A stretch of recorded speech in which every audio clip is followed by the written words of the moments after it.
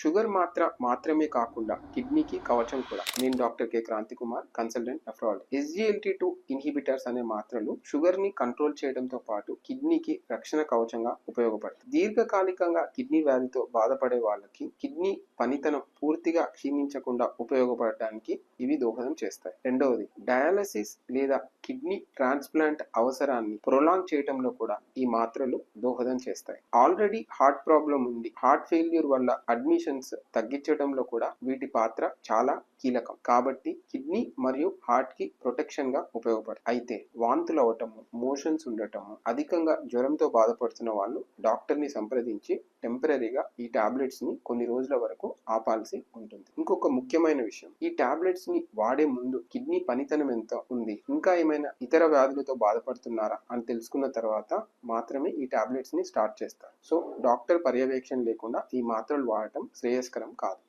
Thank you.